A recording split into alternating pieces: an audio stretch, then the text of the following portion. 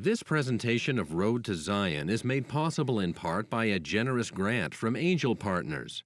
Angel Partners, committed to the programs, services, and technologies that support family values and lifelong learning.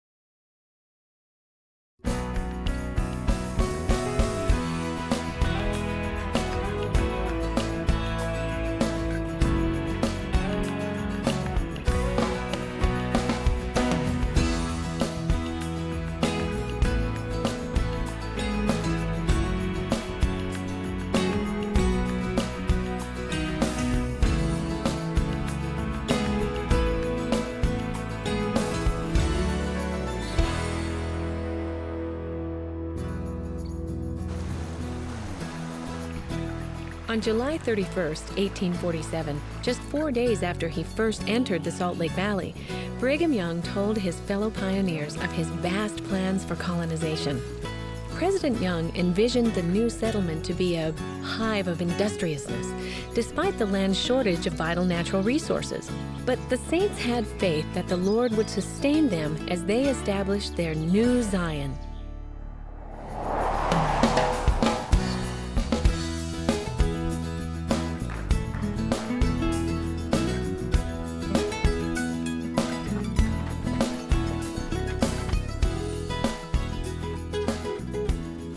Start my visit to Utah at This Is the Place Heritage Park, where I'll experience a little of what life was like for the early pioneers in Old Deseret Village. Then I'll head to downtown Salt Lake City and visit Brigham Young's home, the Beehive House. Next, I'll venture up to Wyoming to learn about the Martin Handcart Company at Martin's Cove. Then I'll head south, stopping at historic Cove Fort. I'll round out my journey in St. George, visiting the homes of Brigham Young and Jacob Hamblin, and finally coming to an end at the St. George Temple.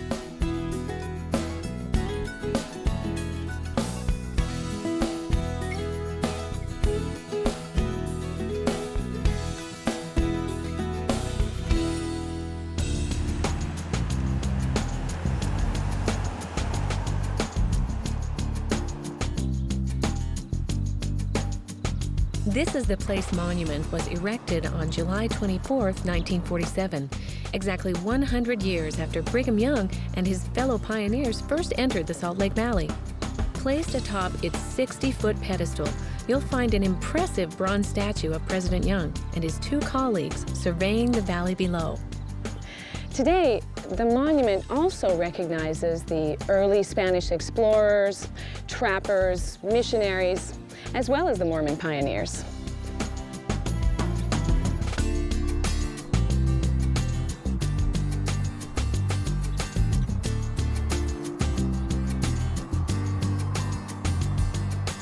And just a few yards away from the monument is the main attraction at This Is the Place Heritage Park, Old Deseret Village, a living museum that meticulously recreates Utah's earliest days.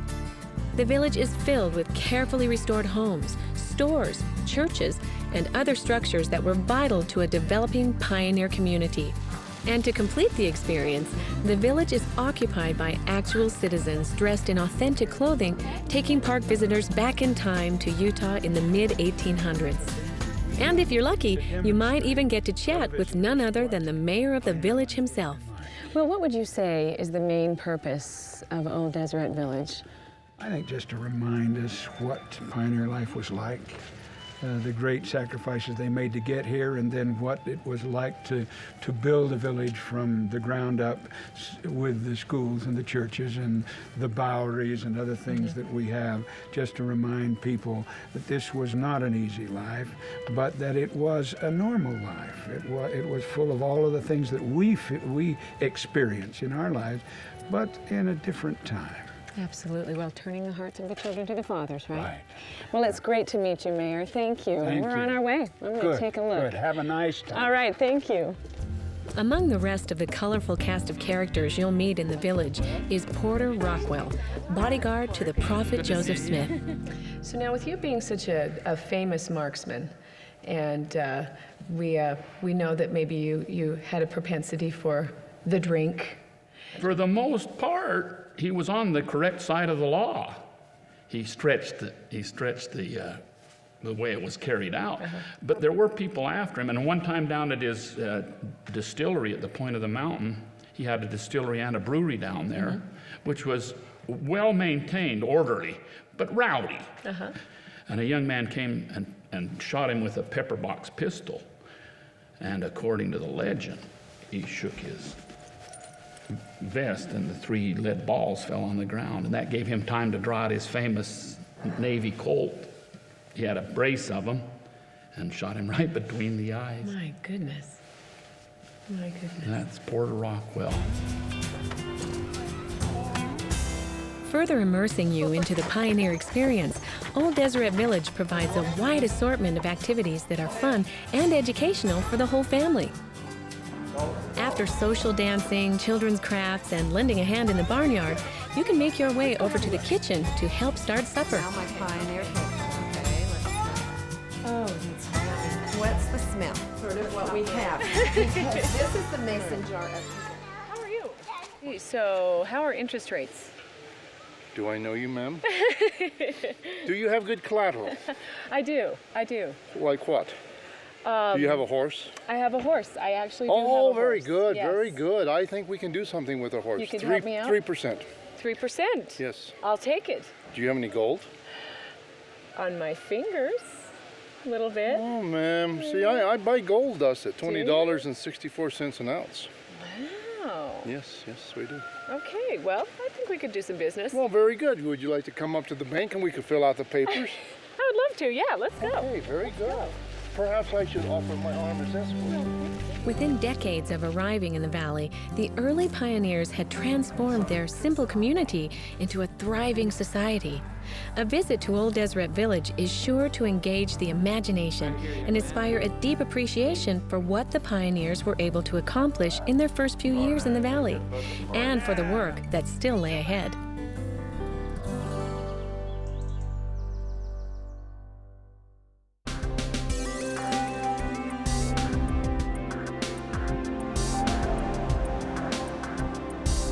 Situated in downtown Salt Lake City, just a block away from historic Temple Square, the Beehive House is just one of several historical points of interest located throughout the city, and your best bet for really getting to know the inner workings of President Young's life. From 1854 to 1877, this was Brigham Young's principal residence, the Beehive House, or the President's House, as some people called it. The next door is the Lion House, which also served as the home for many of President Young's 56 wives and children. This was a busy place. Now, the original compound also included other houses, barns, gardens, and a schoolhouse as well. And on top of all of that, it was the hub for activity with religious, social, and political affairs in the early days of Utah. And it was from here that Brigham Young governed the vast territory and executed his plans for colonization.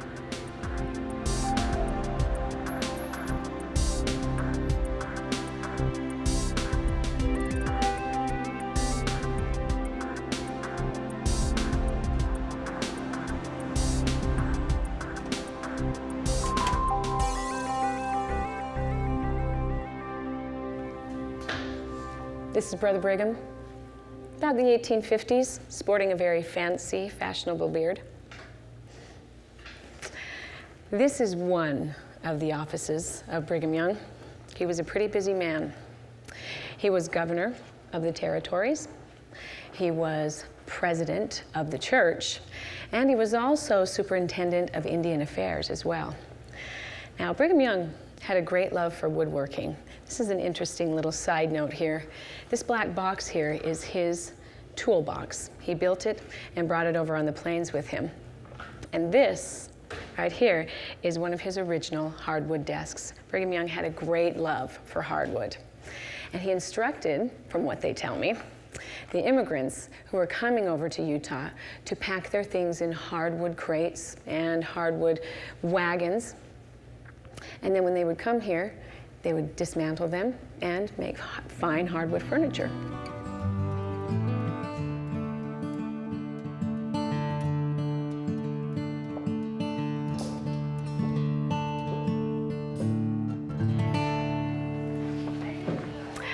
This is the family store. Now, Brigham Young built this store to supply for the needs of his family, but also to supply the needs for others, and particularly the Indians as well. Now, there were a lot of Indians that lived around this area, and some gave them a bit of trouble, so his philosophy was, feed them, don't fight them. Now, there's some interesting things in this store. I have been looking at these shoes, and I am amazed at how tiny the feet are here. It's really incredible. It makes me feel like a giant. And they were telling me too that when they first came to the valley, they planted potatoes and turnips. So there's a little potato cupboard over here. Let me show you. This is where they kept potatoes, a lot of them, so people could come in. And you know, it's kind of like a little produce place in a grocery store. They could pick up their potatoes and turnips. Now, when people came here, if they didn't have cash, but they needed supplies, like say oil for your lamps, or maybe some fabric for some clothing, they could always barter. They had things to trade. If they couldn't afford anything, they could trade for labor. Brigham Young always put people to work. Now, it says right here in this little brochure that the convenience of this family store saved many a step and assured each one just a portion of the available supplies of goods and produce. So, and it also says that the storekeeper was pretty fair. So I think it was a pretty safe, good place to come when you needed supplies. I don't know. I'm not seeing anything here I really need right now, but.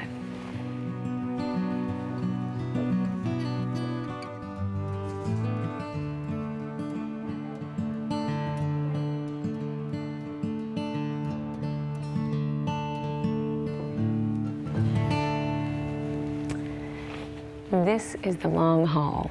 Now, the reason they call it this is because of the length of this sitting room, which is up on the second floor of the Beehive House. Now, they say that Brigham Young, he wanted people here to enjoy life to the fullest, but he felt that part of that enjoyment could come from the finer things in life, like fine sculptures, beautiful paintings, fine music, beautiful performances. And so a lot of that happened right here in this room. Now, I'm told that he had a lot of visiting dignitaries to this room. For instance, President Ulysses S. Grant and the Emperor of Brazil, as well as Ralph Waldo Emerson and Mark Twain. And some of the finest performers in the entire nation performed right here for Brigham Young and his guests. It's a beautiful room. I could spend some major time here.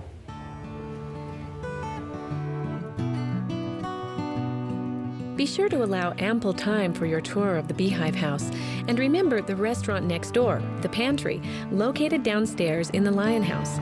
Don't forget to sample their locally famous rolls.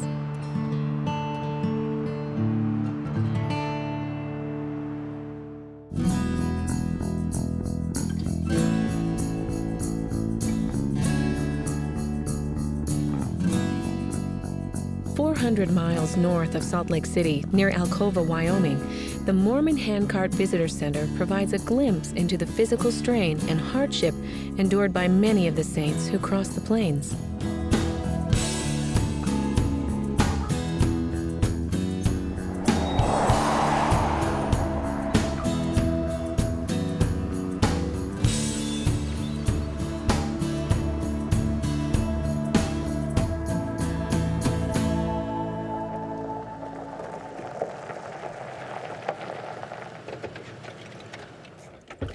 At October General Conference, 1856, Brigham Young stood before a congregation and explained that 2 handcart companies had become stranded in an early snowstorm and were in desperate need of saving.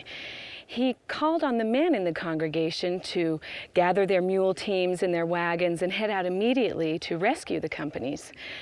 The rescuers found the more desperate of the 2 companies, the Martin Company, and brought them here, a cove along the Sweetwater River. Good morning. Good morning. Thank you. The first part of the experience at Martin's Cove takes you through the visitor center, where you'll find exhibits recounting each step of the ill-fated journey that culminated with the tragic events at the Cove.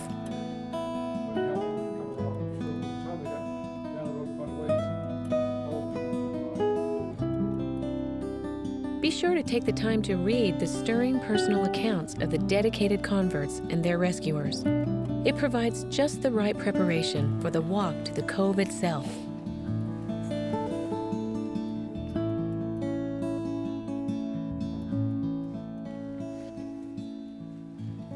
I think out of everything I've seen so far, this little piece right here is my favorite. I need to get a tissue.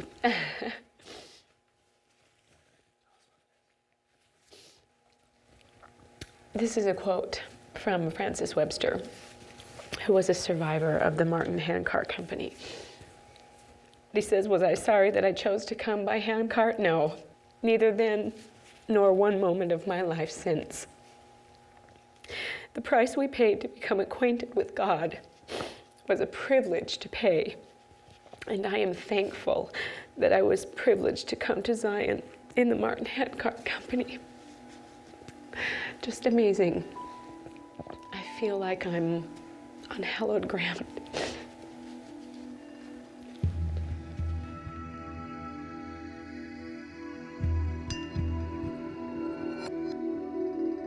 Each year, over 60,000 visitors pass through Martin's Cove. Over 40,000 of those visitors are trekkers, mostly youth groups, who come to camp, pull handcarts, and soak in the spirit of the site.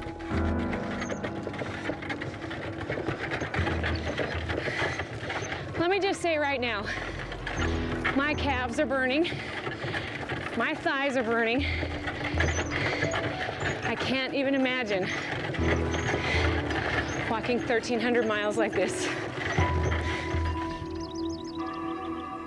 It's a leisurely 2.5-mile walk from the visitor center out to the Cove itself, allowing you to take in the beauty and tranquility of the surrounding landscape. With visitors most days numbering over 2,500 in the summer months, it's a good idea to call ahead before passing through.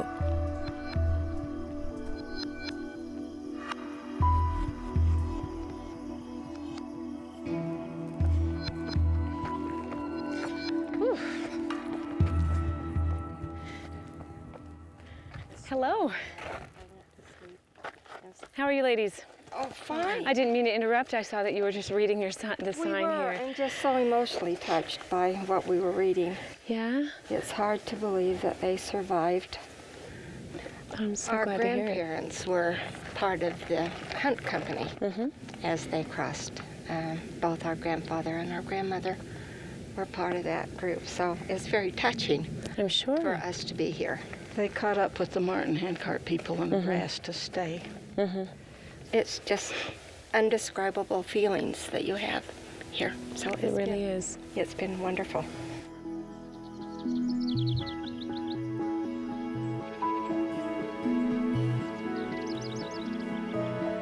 As you wander the trail back to the visitor center and contemplate the beauty of the landscape in contrast to the harsh events of the tragedy, the idea sinks in that, as heartbreaking as it was, the real message from Martin's Cove is the triumph of the human spirit.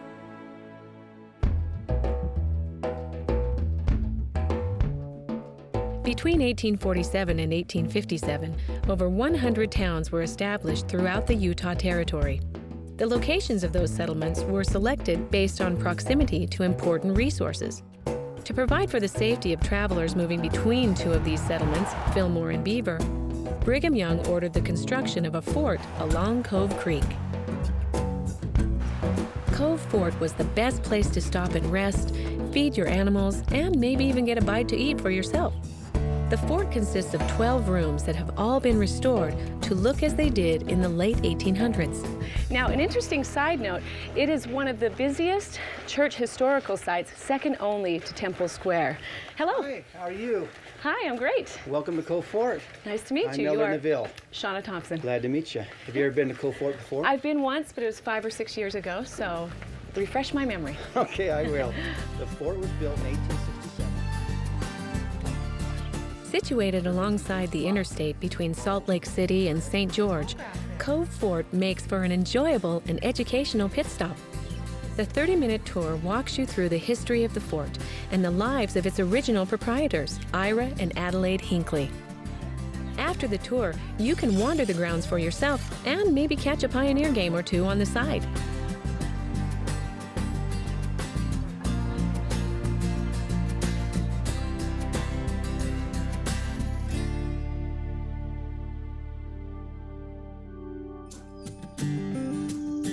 Between 1854 and 1861, many settlers were assigned to grow cotton along the banks of the Santa Clara and Virgin Rivers in what is now southwestern Utah. In the process, they established the communities of Santa Clara, Washington, and St. George. Today, I'm headed to Santa Clara to visit the restored home of one of the most prosperous settlers of southern Utah. This is the restored frontier home of Jacob Hamblin, a prominent Mormon settler that built the original part of this home back in the 1860s. Now, Jacob surrounded his home with beautiful, lush fruit trees that, ironically enough, are still harvested today. Left behind quite a legacy. Let's go take a look.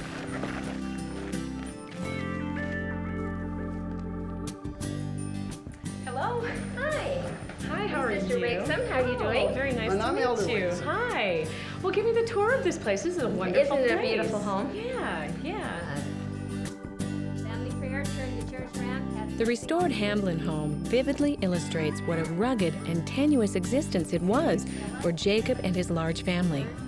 Originally sent as a missionary to the Paiute Indians, Jacob went on to explore most of southern Utah and Arizona. Wrapped in his signature red scarf, he brokered peace with many of the native tribes throughout the region. Jacob Hamblin was a frontiersman, an explorer, a peace-loving man who had a great affection for the Indians, and an honest man as well. And he was just one of the many examples of the early settlers who displayed those same characteristics when it came to conquering this harsh land and making it bloom. You know, when I think about them, I think it must have taken great faith, incredible endurance and sacrifice, and a loving obedience to the words of the prophet. Ideas to live by.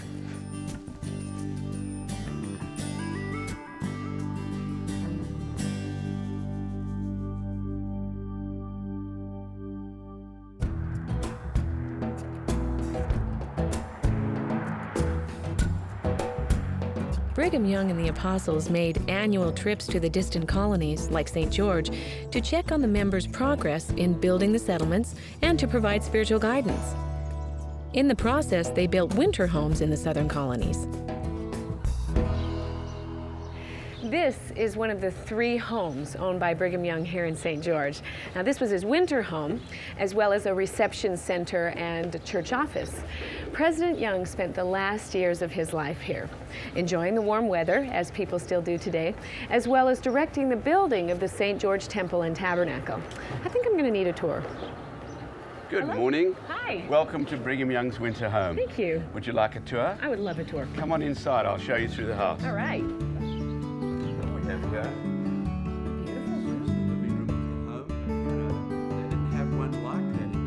As with his other homes, Brigham Young's winter home helps you get to know his larger-than-life personality a little bit better. The 20-minute tour highlights his innovative spirit and cooperative ventures like raising silkworms, cultivating a cotton industry, and extending telegraph service throughout the colonies. His pace eventually slowed due to age and his debilitating rheumatoid arthritis. But in his later years, President Young found satisfaction in seeing his vision for Utah as a hive of industriousness come to fruition. On April 6, 1877, 4 months before his death and nearly 30 years since he'd last been in a temple, Brigham Young dedicated the first temple in the Utah Territory, the St. George Temple. Now, for 6 years, members had come from all over southern Utah to dedicate their time, labor, and materials to its construction. And this was just one of the hundreds of endeavors undertaken as part of the vast colonization effort that was in full swing in the West. Today, the temple is a beautiful reminder of the resilience and faith of those early settlers.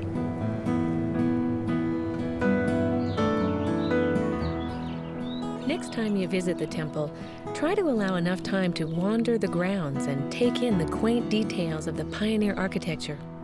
I love how the white exterior stands in such sharp contrast to the red rock hills of St. George.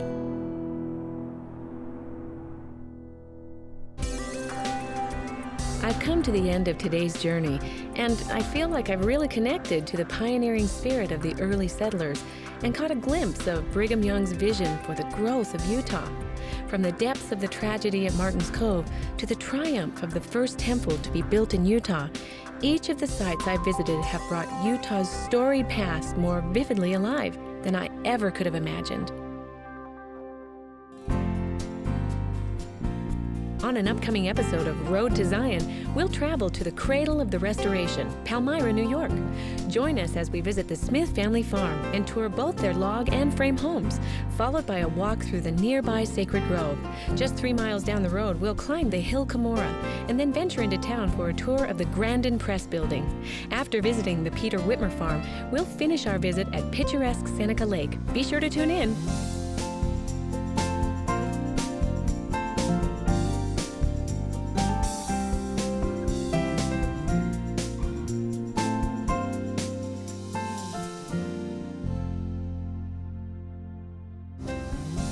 This presentation of Road to Zion is made possible in part by a generous grant from Angel Partners. Angel Partners, committed to the programs, services, and technologies that support family values and lifelong learning.